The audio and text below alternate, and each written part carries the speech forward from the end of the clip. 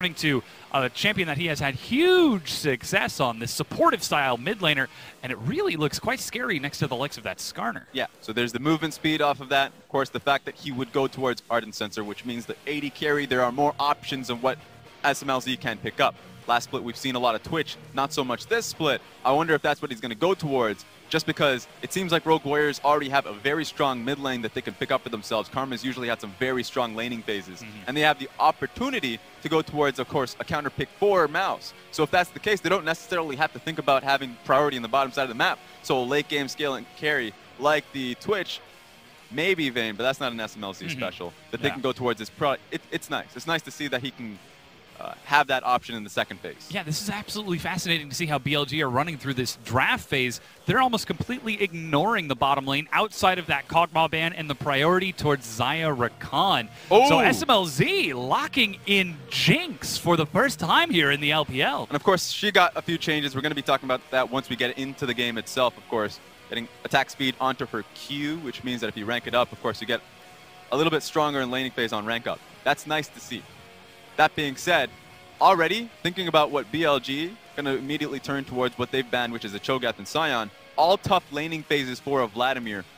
So you have to assume that it's possibly going to be a Vladimir top lane now that they've eliminated bad matchups. Ooh, and Cassiopeia is now locked in, confirming that suspicion, unless you can somehow take Vladimir into the jungle, as Athena takes a champion that has to step forward, face his opponent, and be aggressive, looking across from Doinby, who has been one of the better mid laners in the entirety of the LPL. Yeah, and I think that this has been a strong mid laner for Athena going towards the Cassiopeia. The only worry that you would have to have in Cassiopeia, since you do push and skirmish quite often in the lane, is looking towards your jungler for that added aggression.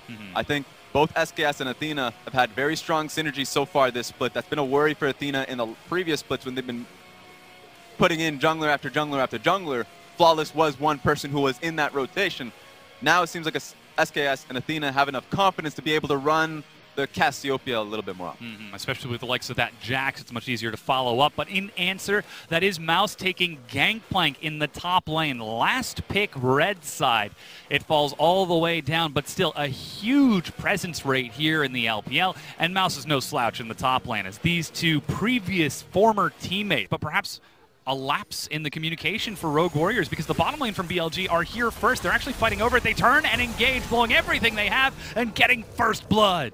And that was just an assured win for BLG.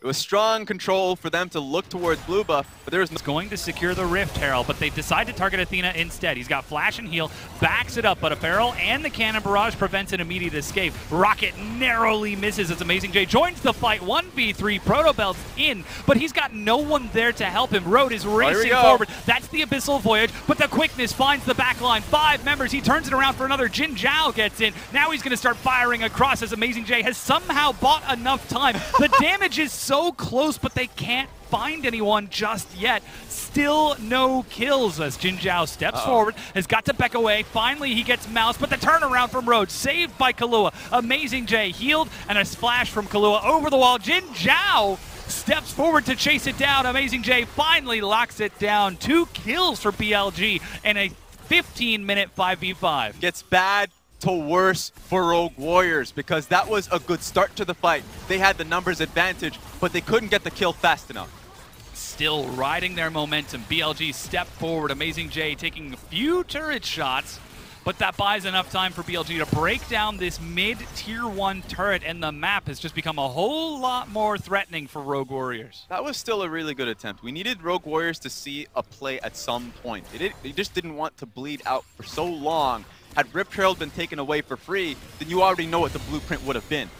The target was Athena. The big question is, were they going to be able to kill Athena immediately? Was able to get the flash out of there. Great Miasma to stop Rogue Warriors to come in as well.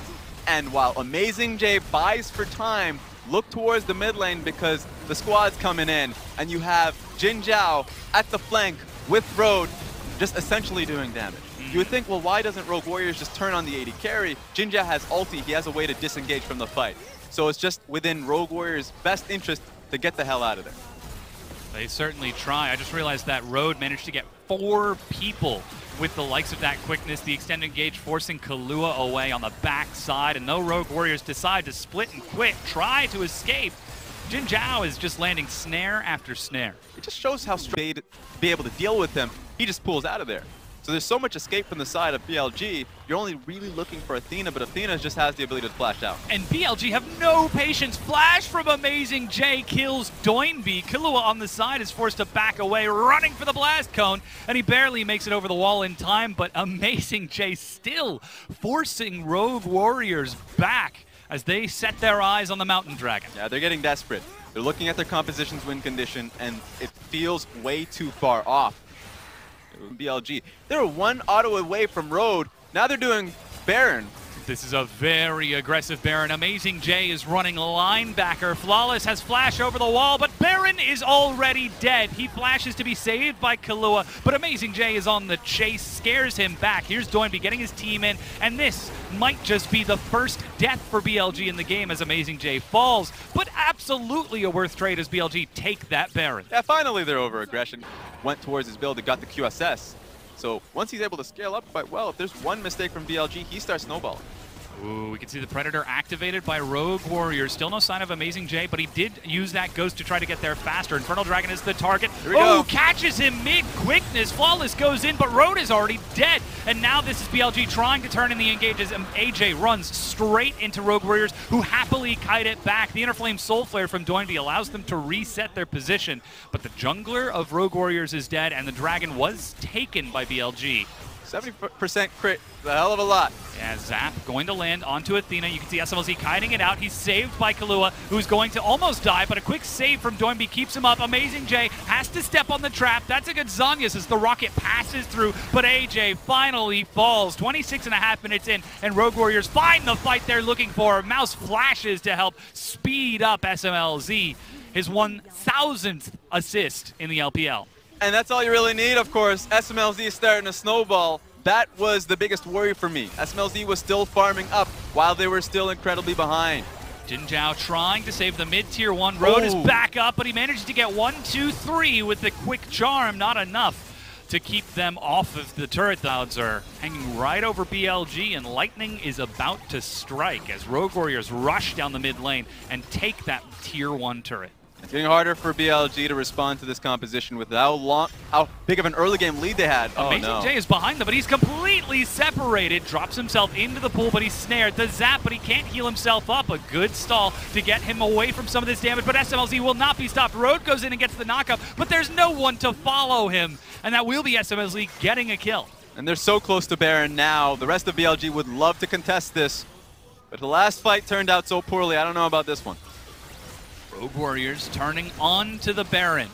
Their support and their primary engage is dead. SMLZ over the wall. He's got himself smite, but look at how fast Rogue Warriors are turning around off the back of Doinby. That's Athena's miasma being used. If that window's down, now up, Rogue Warriors can look for an engage, knowing that he has no way to... Now the tables have turned. Doinby, and along with the rest of Rogue Warriors, trying to defend the teleport from behind. Cannon Barrage is not yet ready for Mouse, but Baron has been taken. It turns into a fight. The all-out brawl. Flawless goes down. SKS in the back of the pit. Jin Zhao has flash. He takes to the skies and leaps over the wall. But a rocket from SMLZ as he cleans up a double, looking to make it a triple. 1, 2, 3. A triple kill for SMLZ. That's just one member of BLG who's able to get Baron for themselves. Athena still has Baron, but what does that mean? Absolutely nothing. They've just gotten wiped just because of that. 4 members of BLG dead. Infernal Dragon is up in 30 seconds, but of course Rogue Warriors going to look to take that after they've taken the better prize, that mid-tier 2, and perhaps even an inhibitor, because Mouse has got no chill. He is racing down to bully Athena away, and though a valiant effort is put up, the mid-tier... Great call from BLG. They just didn't have an exit strategy. Getting the smite on towards the Baron and taking down Skarner seems like a great thing, but with how low the rest of the members were in BLG, and they were just facing the opposite side of the map, SMLZ smells blood, tastes blood.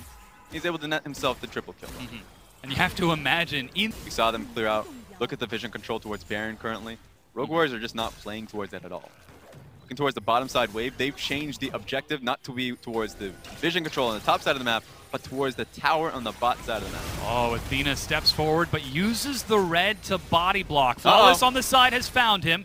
looks for the impale, manages to get the stun, but Road is ready for the counter engage. This is a very tight corridor. Look at the AoE from SMLZ. He's in the front, but Killua holds onto the Devourer. Amazing J flashes into 5, drops down, and SMLZ retreats. Road tries to catch up, but doesn't have the speed. SKS follows through to finish the work, but still, SMLZ is firing shot after shot. He trades 1 for 1. Amazing J trying to get himself back in, but the rocket does not execute. He's still getting more, and look at the healing he is getting. SMLZ cleaning up the fight with Doinby. It looked like such a good fight coming out of BLG, and an amazing flash from Amazing J to get onto 4 to 5 people.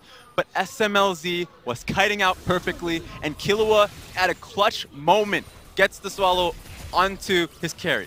SMLZ was safe from that entire ulti position, and so he comes out cleanly, and he gets the kills for himself. And this is the teleport from Mouse to race back in with his team. It's all up to Amazing J, but against a 6-item Jinx and 3 other members, there's only so much that he can do to try to stall this game out. As I mentioned, with death timers being what they were, Rogue Warriors just play for the late game and execute flawlessly. Well, that was fun to see. The fact that BLG showcased the strategy coming into the set, that they were so focused on putting Flawless down, having control of mid lane, and it was working so well, they almost forgot about SMLZ on the bottom side of the map having so much control.